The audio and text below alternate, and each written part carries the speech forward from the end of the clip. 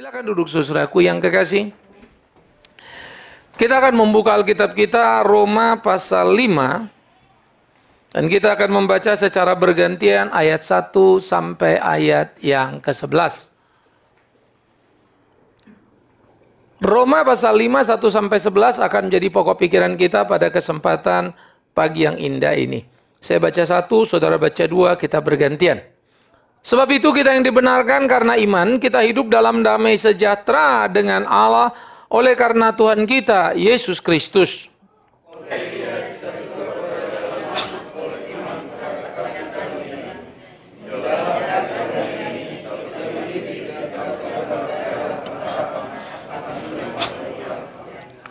Dan bukan hanya itu saja, kita malah bermegah juga dalam kesengsaraan kita. Karena kita tahu bahwa kesengsaraan itu menimbulkan ketekunan.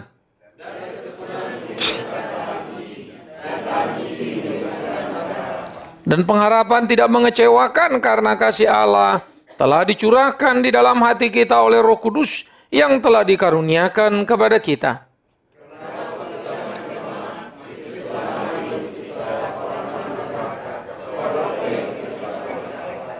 Sebab tidak mudah seorang mau mati untuk orang yang benar. Tetapi mungkin untuk orang yang baik ada orang yang berani mati.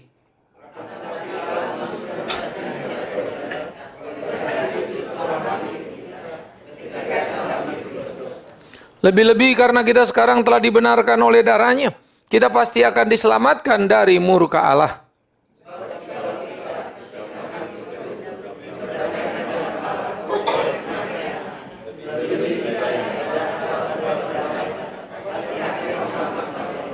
Sama-sama, dan bukan hanya itu saja, kita malah bermegah di dalam Allah oleh Yesus Kristus Tuhan kita. Sebab oleh Dia kita telah menerima pendamaian itu.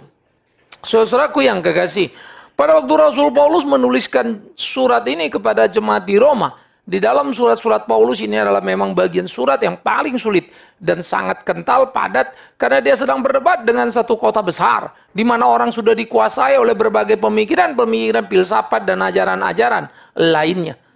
Nah, karena itu saudara, pemberitaan Injil itu adalah sebuah perkelahian yang sengit, beradu ide, beradu pikiran, beradu argumentasi, untuk menunjukkan kekokohan nilai yang luar biasa.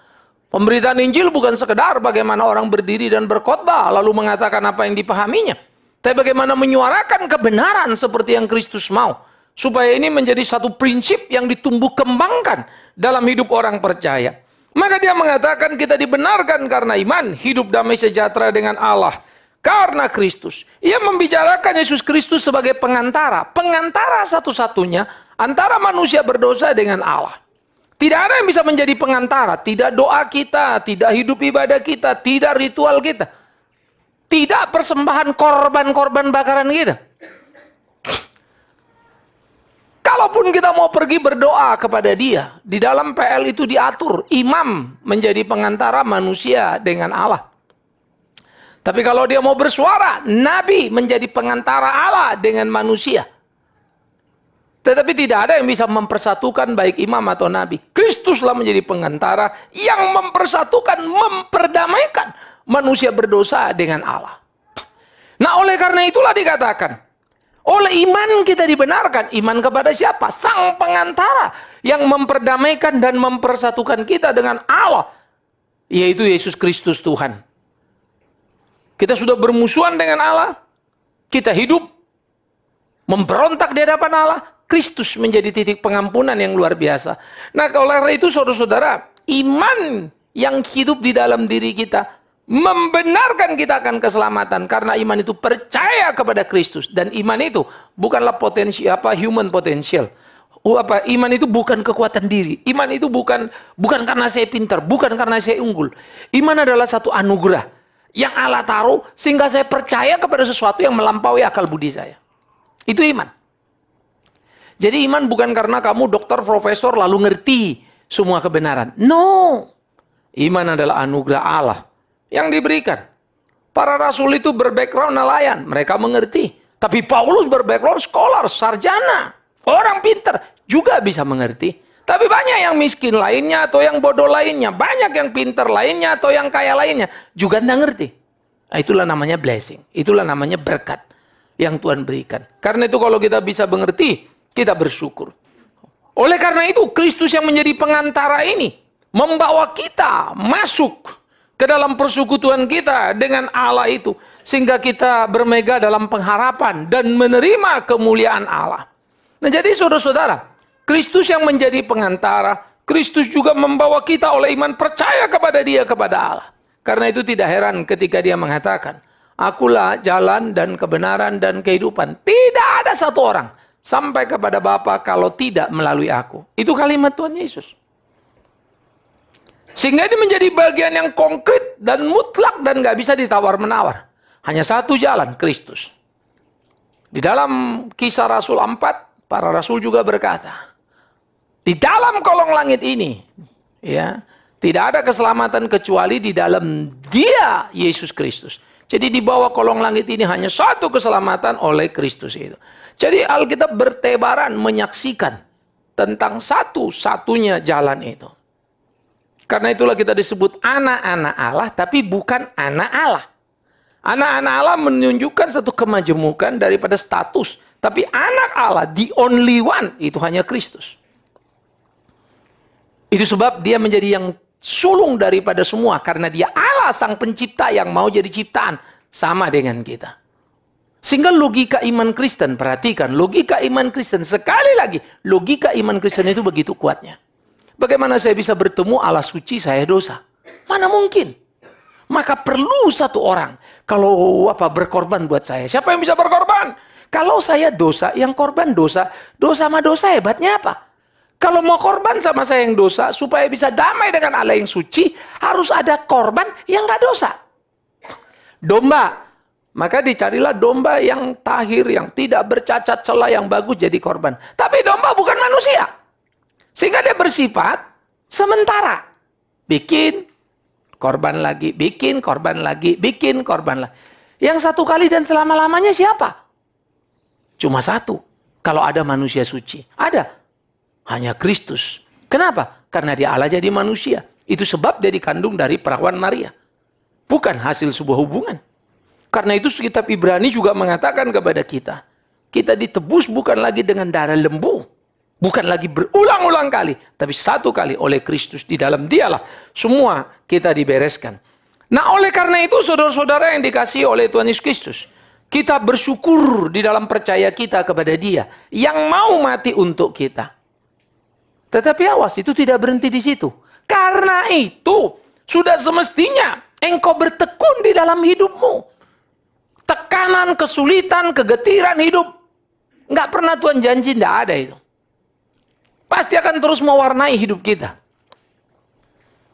Tetapi jangan pernah engkau mengalami kesulitan, kepahitan karena kesalahanmu. Tapi biarlah Tuhan yang membentukmu. Sehingga itu menjadi bagian daripada bagaimana menguji dan memurnikan iman kita. Jadi waktu saya percaya pada Kristus, kita akan tahu bagaimana hal itu mendatangkan hal yang tidak sederhana. Karena untuk percaya kepada Bapa, Kristus harus sengsara. Oleh karena itu untuk percaya kepada Kristus, kita harus ikut jalan sengsaranya. Jikalau tidak mau mengikut jalan sengsaranya, maka kita tidak layak disebut sebagai anak-anaknya atau murid-muridnya. Itu sebab Dia berkata, kalau kau mau ikut aku, sangkal dirimu, pikul salibmu, baru ikut aku. Tetapi di dalam kesengsaraan itu, jangan engkau merengek, jangan engkau menangis seakan-akan hidupmu menjadi tidak berarti. No, kesengsaraan itu memberikan ketekunan kepadamu. Istilah ketekunan seringkali saya ingatkan, artinya sabar menderita. Dari satu derita ke derita, ke derita, ke derita, engkau akan kuat melewati. Dalam sebuah diskusi, seorang bertanya sama saya, Pak Bigman, saya punya teman, kadang saya juga nggak ngerti, orangnya baik pelayanan. Tapi kemudian mengalami kesulitan yang beruntun. Problem mamanya, problem ini, problem, baru bikin lagi problem lagi. Itu 3 kali beruntun loh Pak. Sampainya dia mulai ragu. Kok Tuhan kejam amat? Kenapa membuat dia mengalami rentetan kesulitan yang luar biasa? Ya, saya kalau ditanya gitu saya nggak bisa jawab Pak. Karena saya sendiri belum pernah ngalami. Kalau saya bilang nanti Tuhan baik, Tuhan tolong pimpin, pasti dia akan bilang. Ya kamu enak ngomong karena kamu nggak ngalamin. Saudara, dari diskusi itu saya hanya ingin mengatakan satu hal yang menjadi menarik. Saya tidak terlalu pusing ngomong sama orang yang bankrupt dalam bisnisnya. Karena saya tahu artinya bankrupt habis-habisan uangnya. Saya tidak terlalu sulit bicara kepada orang yang mengalami sakit penyakit dan mengalami kesulitan luar biasa. Karena saya mengalami sakit dan harus dioperasi, tapi tidak punya uang yang cukup untuknya. Dan saya sudah melewati berbagai operasi dan bisa dijalani bukan karena uang saya yang cukup. Ya. Sehingga kalau saya bilang, saya juga kalau suruh mikir juga nggak tahu, tapi lewat tuh sampai sekarang. Dan bukan berarti saya sudah sembuh, saya tetap dalam problem. Entah keberapa lagi saya juga nggak tahu. Tapi apakah itu menjadi penting? Yang menjadi penting di mana aku berdiri, apakah aku setia melayani dia. Maka saya katakan, seringkali kita harus cemburu kepada orang yang mengalami kesulitan dalam hidupnya. Padahal hidupnya benar. You mesti cemburu. Karena dia sedang melewati sebuah proses. Dan kalau dia menang, ia akan bergembira. Ia seperti orang yang sudah melewati sebuah ujian. Dia akan bersyukur berteriak kepada Tuhan. Karena itu tekunlah di dalam kesulitan, penderitaan yang kau alami. Karena Kristus tekun. Bagaimana kita bisa belajar Kristus tekun? Lihatlah dia menuju ke bukit Golgota. Apa salahnya sampai dia dicambuk? Apa salahnya dia memikul salib? Apa salahnya dia diberi mahkota duri? Enggak ada. Tapi dia pergi. Perempuan Yerusalem meratapinya dan berkata, menangis. Tapi Yesus bilang apa? Jangan tangisi aku, tangisi dirimu sendiri. Untukmu mengatakan tangisilah dirimu, karena engkau menangis tidak mengerti apa yang kau lakukan. Aku pergi ke bukit Golgota, aku tahu apa yang aku kerjakan. Aku memenuhi panggilan Bapakku dan aku rela berkorban untukmu. Tapi kau tidak tahu. Kalau kau tangisi aku lalu aku tidak memikul salib, artinya kau tidak mendapatkan keselamatan. Tahukah engkau apa yang kau tangisi? Kalau engkau mau menangis, nangislah. Why God? Kenapa kau rela mati untukku? Kenapa kau rela berkorban untukku? Kalau mau menangis, nangislah untuk itu. Tapi kalau kau menangis seperti itu, lakukanlah apa yang dia mau. Dan jangan pernah menunda. Jadi saya pikir ya, konstelasi hidup orang Kristen itu begitu luar biasanya. Kita menjadi sangat kuat karena diberi satu argumen-argumen yang begitu hebatnya.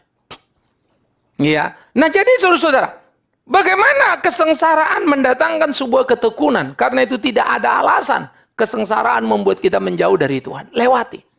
Pukulan, hajaran yang menyakitkan. Jalani. Itu akan memproses dan membentuk kita.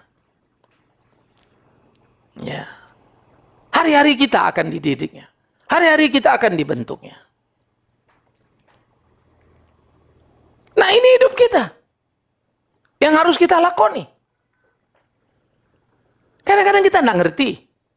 Semua kita problem jalan sana, jalan sini, kerja sana, kerja sini. Ya. Saya mesti diablasi. Pikir lagi, apa? Dia pergi dokter bilang ablasi. Jauh sebelum saya pergi, karena ada satu diskon besar di BCA itu, mobil Pak ambil kredit nih Pak murah. Ya, mobil saya jual. Ya. Lalu ambil ini kredit, udah ikut diskonnya gede. Kredit tapi ya. Udah jalan, udah proses, udah selesai, tinggal nunggu mobil datang vonis. Pak, you mesti diablasi. Ya kan kadang-kadang kagak enak ya. Tahu planning gitu kan kagak apa namanya, nggak ngatur repot-repot. Ya. Sampai istri saya bilang, udah, lu mesti diablasi apapun, bla bla bla bla. Kita pulang dari Singapura, terus bilang, udahlah. Selama ini juga tolong kita, Tuhan tolong kita, masa Tuhan nggak tolong kita? Caranya apa, urusan dia lah itu. Urusan kita jalani hari-hari kita. Ya. Urusan kita bagaimana melakoni kehidupan kita. Maka kemarin ke Kalimantan, ya saya tetap pergi ke Kalimantan. Jalankan dulu apa yang ada. Kalau masih sempat hidup bernapas, ya saya nikmati. Kalau enggak, berarti saya sudah dapat jatah tiket ke sorga. Kan itu saja.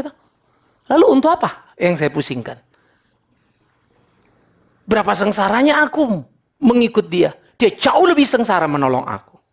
Dan aku tidak akan pernah sampai ke puncak kesengsaraan Kristus. Tidak akan pernah. Apapun yang kulakukan, apapun yang kualami. Jadi aku tidak boleh ada alasan berkeluh kesah pada dia. Tidak boleh ada alasan untuk marah kepada dia. Tidak boleh alasan, kenapa sih Tuhan kalau mau gini nggak begini. Waktunya kan nggak pas, wah. 1001 macam argumen kita. Tapi Tuhan tidak pernah salah. Kita yang punya masalah untuk mengerti apa yang menjadi rencananya. Karena itulah dikatakan persoalan demi persoalan, kesengsaraan demi kesengsaraan menimbulkan ketekunan. Dan ketekunan membuat kamu tahan uji. Ush. Ketekunan membuat kamu tahan uji. Sehingga kadang orang melihat bingung. Itu sebab sarjana modern. Kalau baca kitab Ayub, itu disebut dongeng. Mana ada orang seperti itu nggak gila? Ya memang kalau kita pikir-pikir, mungkin jujur kalau kita mikir itu terjadi sama kita, ya nggak gila kita. Ya. Buduk pak pulang habis harta, nol. Dari orang paling kaya di tempatnya, menjadi orang paling miskin. Habis semuanya. Uduk, belum hari selesai, udah jalan sedikit lagi, anaknya mati semuanya. Istrinya marah-marah, pergi tinggalkan dia. You udah kehilangan harta benda dalam sekejap, anak sekejap, istri pergi. You tinggal sendiri. Lalu depan temannya lagi sok tahu dan sok suci semua ya. Kau si dosa, kau si begini, kau sebegitu. Ayub berdebat dengan mereka. Sayang dalam debat itu Ayub juga memang salah. Dia kecemplung. Dia terpeleset karena marah. Sampai dia berteriak sama temannya. Apa dosaku sehingga aku terkutuk? Bukankah aku mata bagi orang buta, kaki bagi orang lumpuh? Sebagai sebuah ungkapan, dia pakai hidupnya menolong banyak orang. Tapi dia lupa, mata bagi orang buta hanya Allah. Kaki bagi orang lumpuh hanya Allah. Ayub hanya alatnya. Saya kadang-kadang pikir itu, ya, dan menggumuli itu, berhati-hati sekali untuk menjalani. Maka sering orang bilang, Pak, ini ya, pelayanan ini khususnya Mika nempel sama Ayu. Yuk nggak ada nanti orang-orang nyumbang karena tahu kamu loh. Saya bilang mau mati Bigman Sirait. Tuhan berkati Mika, Mika jalan. Mau 1001 nama entah siapa yang mau dipakainya. Itu urusan dia. Masa dia bingung mau cari gantinya saya? Dia punya cara. Saya sangat belajar dari kasus Ayub. Siapa kita? Ya. Memang secara teknis matematis. Orang kalau udah nggak kenal terus mungkin besok ya malas lagi. Nggak mau lagi dan apa segala macam. No. Allah punya 1001 cara. Bigman cuma salah satu dari 1001-nya cara dia itu. Nah, belajar menempatkan diri kita, sadar pada posisi kita. Kita hanya alat. Ngapain berhenti? Karena itu hiduplah maksimal. Karena sebagai alat kan kita akan habis ya. Mati. Nah kalau selama sepanjang mau mati nanti nggak jadi bagus kan repot. Ayo kita hidup maksimal, ayo kita lakukan. Nah itulah hidup kita. Jangan habiskan waktu berkeluh kesah pada kondisimu. Tetapi jalani dalam ketekunan sehingga engkau menjadi tahan uji. Dan orang tahan uji dikatakan menimbulkan pengharapan. Ya tahu pengharapan? Bukan gini, kita doa Tuhan, aku ini belum dapat kerja, tolong ya supaya dapat kerja. No, itu permintaan itu. Walaupun kamu ngarap-ngarap, tapi bukan itu pengharapan. Pengharapan adalah orang yang berproses di tengah kesulitan, di tengah kepahitan, kegetiran, sehingga bisa melihat di kegelapan. Ah, itulah pengharapan. Gimana? Yuk nggak ada apa-apa loh. Aku lihat, dia akan tolong aku. Loh, kamu udah parah loh. Aku lihat, dia akan mampukan aku melewatinya. Itu pengharapan itu membuat kita kokoh. Ya. Pengharapan itu akan jalan. Saya selalu ingin mengingatkan tiap saudara, jalani pergumulanmu. Kalau saya suka share pergumulan saya, kesulitan saya, supaya kalian juga bisa belajar. Saya bersyukur sama Tuhan, tidak terjebak dalam berkhotbah hanya teori-teori saja. Oh Tuhan baik, Tuhan tolong, Tuhan gini. Nanti ikut Tuhan kau sembuh terus. Enggak, saya babak belur. Tapi nanti dulu, kalau kau pikir aku babak belur, lalu hilang bahagiaku. No! Terlalu banyak hal yang kualami dan aku harus mengaku betapa baiknya Tuhanku. Di kesulitan itulah aku belajar. Ya, kita tahun ini kan seperti saya bilang, kita mau mulai STT kita. Kita mau, kalau proses semua dua jalan ini, kemarin saya dikabarin, yang urusan Papua sudah sampai ke Kanwil. Kanwil turun nanti tinggal cetak sertifikat. Cetak sertifikat bangun, mabok lagi kan. Tapi aku terlalu percaya. Tuhan akan atur. Entah nanti itu dibangun di tangan Bigman Sirait, dipakainya. Membangun Papua, thanks God. Enggak, dia punya 1001 cara. Tapi biarkan semua berproses berjalan dalam waktunya. Dalam ketetapan kehendaknya. Biarkan semua berjalan. Dan kita percaya Tuhan akan menolong dan kita menikmati. Maka kita tiba pada pengharapan yang membuat kita kuat menghadapi kesulitan. Karena percaya Tuhan pasti tolong kita. Nah, pengharapan itu yang perlu kita punya. Bukan harap-harap ya.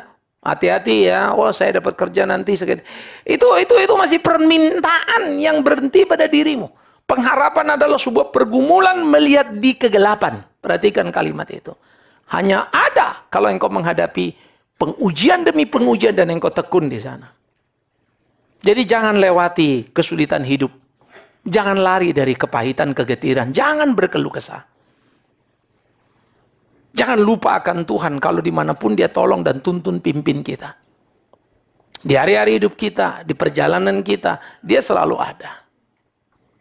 Nah, jadi kita penting mengerti apa yang menjadi ketetapan kehendak Tuhan dalam hidup kita. Oleh karena itu, saudara, ingat pengharapan kepada Tuhan itu tidak pernah mengecewakan. Kasih Allah telah dicurahkan dalam kita oleh Roh Kudus yang telah dikaruniakan kepada kita. Kasih yang mana itu? Buktinya Pak, saya sakit nggak sembuh. Buktinya saya nggak ada uang. Uangnya juga nggak datang-datang lagi. Buktinya. Wah, 1001 bukti kita ya. Untuk bilang Tuhan nggak jaga kita. No. Tuhan sudah kasih. Nilai yang tidak bisa dinilai. Harga yang tidak bisa dihargai. Kasihnya, yaitu Kristus Yesus yang mati itu. Para rasul itu, kalau secara matematik bukan dapat untung kalau matematikanya ya. Paulus ini calon pemimpin majelis agama, ini orang hebat, orang pinter. Dari membunuh mau dibunuh. Dari memenjarakan orang dipenjarakan. Dari mengejar dikejar-kejar. Apa nasibnya si Paulus itu? Mau jadi begitu, jadi pelayan Tuhan. Semua orang juga kagak ada yang mau. Itu sebab banyak penipuan sekarang dalam khotbah. Ikut Tuhan semuanya mulus. Mana ada itu? Betul lah kata Karl Marx. Ya, ketika dia mengatakan agama sudah jadi candu masyarakat. Banyak orang beragama karena berpikir dengan beragama dia bisa dapat semua yang dia inginkan. Kenapa orang percaya dewa A, percaya dewa B, semua harap ada yang dia dapatkan dari apa yang dia inginkan. Nah, di sini kita penting sekali untuk berpikir jernih. Bagaimana hidup kita menjadi hidup yang sungguh-sungguh melayani apa yang Tuhan mau itu. Supaya kita bisa mengerjakan apa yang kita bisa lakukan dalam apa yang menjadi ketetapan kehendak Tuhan. Oleh karena itulah, pengharapan yang kuat tadi, kasih yang sudah diberikan, dikaruniakan pada kita. Ingat, waktu kita masih lemah, kata ayat 6 ya, Kristus telah mati untuk kita orang durhaka. Pada waktu yang ditentukan oleh Allah. Pada waktu kita masih lemah, bukan lemah fisik. Pada waktu kita masih lemah, waktu kita hidup dalam dosa itu. Tidak punya daya untuk percaya kepada Dia. Kristus diberikan. Dan waktu kita menerima Kristus, kita menerima dalam titik di bawah durhakanya Allah. Durhaka Allah adalah kematian. Durhaka Allah adalah penghukuman yang kekal. Jadi di sana kita ada. Tapi Kristus datang. Oh God, thanks. Maka kalaupun sekarang kita mati, ingat ya. Kalau kita mati untuk Yesus, tetap tidak bisa pernah sama dengan Yesus mati untuk kita. Karena Dia orang tidak berdosa, mati untuk kita yang berdosa. Kita orang berdosa yang sudah ditebus dosa, mana bisa mati untuk Dia jadi nilai sama.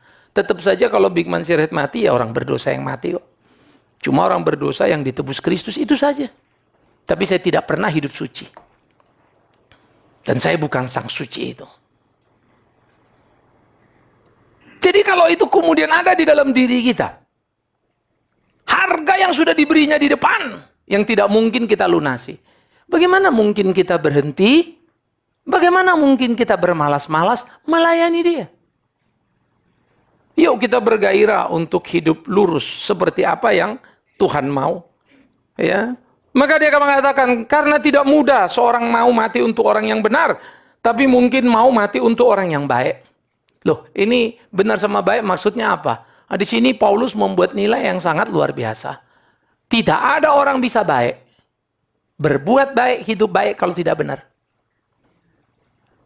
Tapi orang bisa baik, belum tentu benar. Orang benar pasti baik. Orang baik belum tentu benar. Ada orang baik bagi-bagi kamu uang, tapi hasil korupsi. Ada orang baik-baik ngomong, bilang untuk bangsa Indonesia misalnya, tetapi dia bajingannya. Banyak itu. Semua baik, baik. Tapi nggak benar.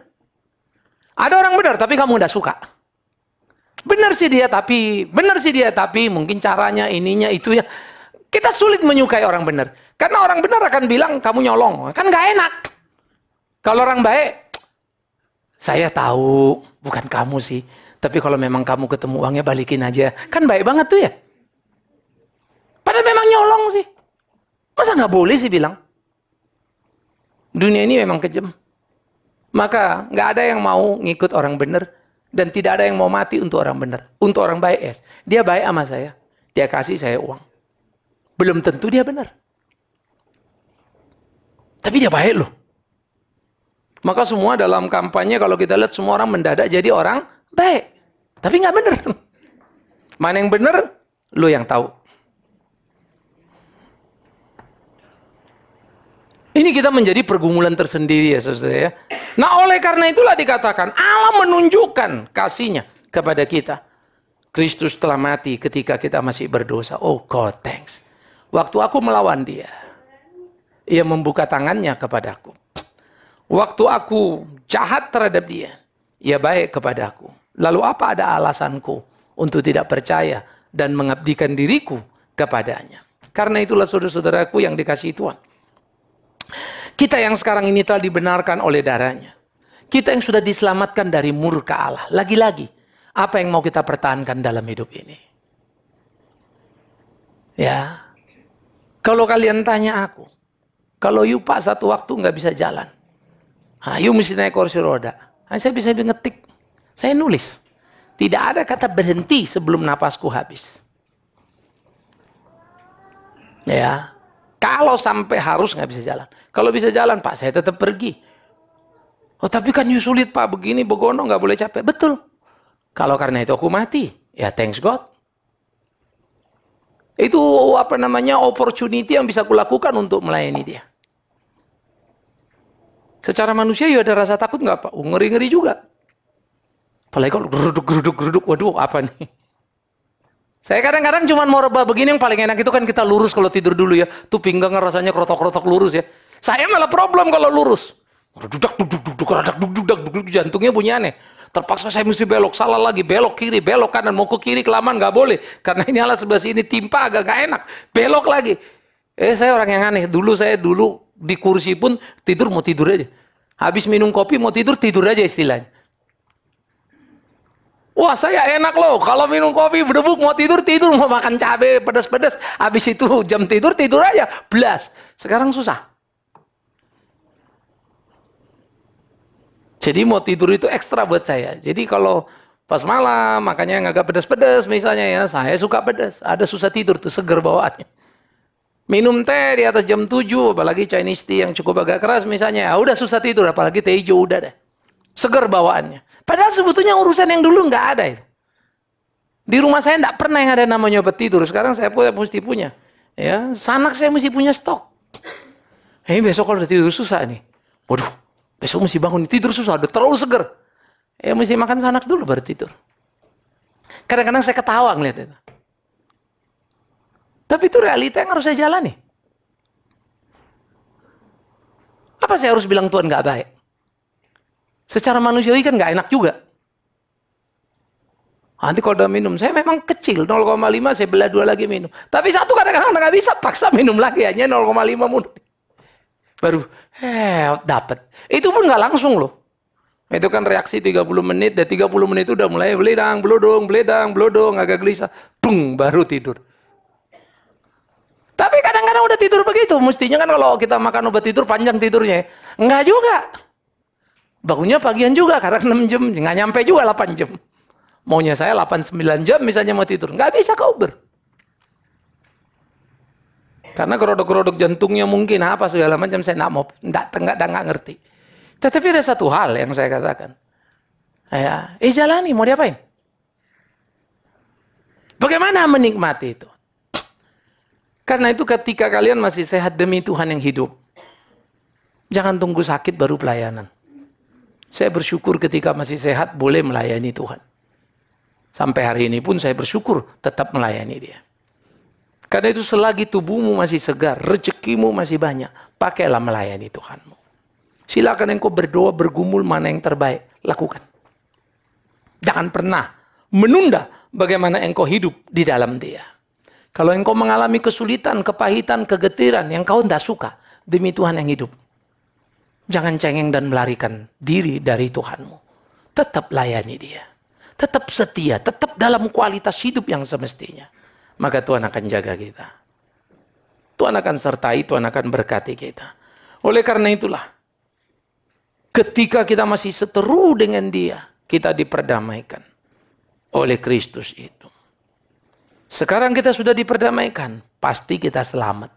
Karena itu, apa yang kau mau pertahankan dari hidupmu? Kenapa kau tidak berikan kepada Dia? Kasih-Nya sudah memberikan kekuatan. Kasih-Nya sudah memberikan kemenangan. Kasih-Nya lebih kuat dari apapun di dalam kehidupan ini. Oleh karena itu Paulus berkata, bukan itu saja. Kita malah bermegah dalam Allah oleh Kristus Yesus. Karena apa? Oleh Dia kita telah menerima pendamaian itu. Saudara, apa yang lebih hidup daripada damai sejahtera? Apa yang lebih hidup daripada hidup damai sejahtera? Nggak ada kan? Yuk hidup tidak damai itu kan pusingnya.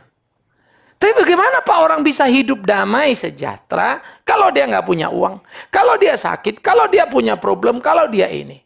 Demi Tuhan yang hidup. Aku berdiri dan akan berkata kepadamu. Kukatakan apa yang kualami. Damai bukan karena kau sehat. Ya, damai bukan karena kau tidak punya persoalan. Saya makin hari makin ngerti kenapa para rasul itu dalam tanda petik maniak penderitaan. Kalau menderita itu kayaknya bahagia banget ya. Sampai kalau saya pikir-pikir Paulus bacain kalimat ini bikin pusing juga. Kami bersyukur boleh menderita untuk Dia. Kemanapun kami pergi bau kematiannya mengikuti kami. Udah mak, itu bau kematian itu penderitaan Kristus itu. Gimana lu bisa kuat begitu? Petrus mati, kepala di bawah, kaki di atas disalib. Terlalu mulia mati seperti ini. Sementara kita maunya mati digiring 50.000 orang ngantar kita ke tanah kusir. Itu mimpi kita. Kalau perlu ada tembakan salto, judur 12 kali gitu ya. Itu pengen kita. Saya lihat para rasul itu. Saya merenung mereka. Ya, saya selalu bilang kalau gue mati, lu kuburnya di Kalimantan ya. Di sekolah yang pertama kita bangun. Supaya semua anak kalau lihat situ, lihat patung itu, ingat. Semoga mereka diinspirasi dan dipakai Tuhan jadi alat Tuhan. Ya, dan akhirnya keluarga saya pun tidak bisa kalau enggak, ziarah kan ya. Jadi mesti ke Kalimantan terus. Kalau enggak, aku yang ziarah ke Jakarta. Kemana saja kalian kan begitu ya. Termasuk kalian jemaat ini. Kudatangi kok satu-satu. Minta izin aku sama surga dulu. Supaya ku marahin dulu orang ini kan. Masih nggak cukup juga kan gitu. Jadi kita mesti belajar menikmati hidup kita itu saudara. Damai please. Sama seperti saya bilang, saya malah banyak kesulitan. Tapi kalau mau jujur ya, saya sangat happy. Hidup saya ini sangat happy. Sampai ya kadang-kadang, segini. Kamu siap ablasi? Oke, kita jalan. Saya udah nggak terlalu pusing lagi dengar kalimat itu.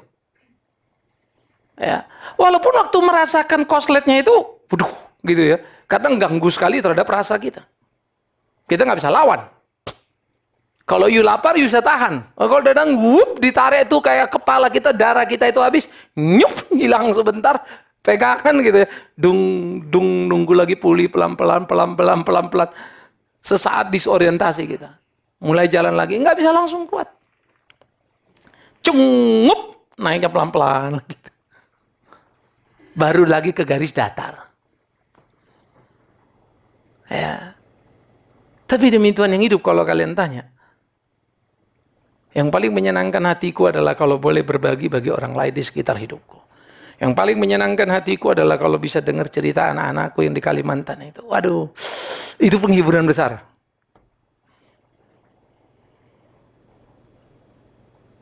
Saya pergi ke banyak tempat dan bisa pergi.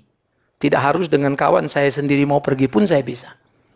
Tidak terlalu sulit itu. Tapi itu tidak ada dalam plan saya.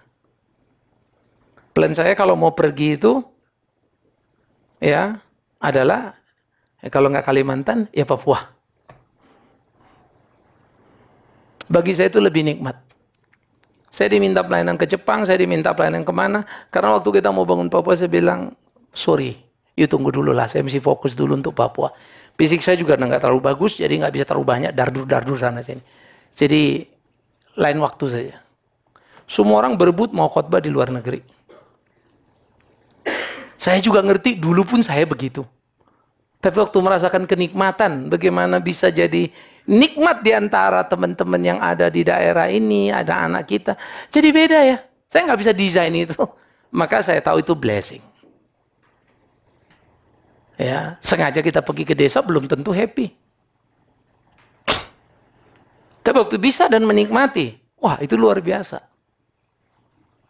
Jadi mari yuk, kalian lihat hidup ini dan jangan pernah kecewa pada Tuhan. Mari kita jalani hidup ini dan kita bersama dengan Dia. Dan saya harap perjamuan kudus mengingatkan kita tentang cinta kasih-Nya, tentang apa yang Dia sudah lakukan. Dan kita mengikat, terikat, menyatu dengan Dia. Di dalam Dia. Biarlah Tuhan menolong kita. Biarlah Tuhan memimpin kita. Biarlah Tuhan memampukan kita untuk menjalani hari-hari hidup kita. Kasih itu sudah diberikan dan menjadi milik kita. Kasih itu menjadi kekuatan ekstra untuk kita menjalani hidup yang tidak sederhana dan tidak bersahabat, bahkan cenderung memangsa kita. Tuhan mampukan kita. Nikmati persekutuan dengan Dia, nikmati kasih-Nya.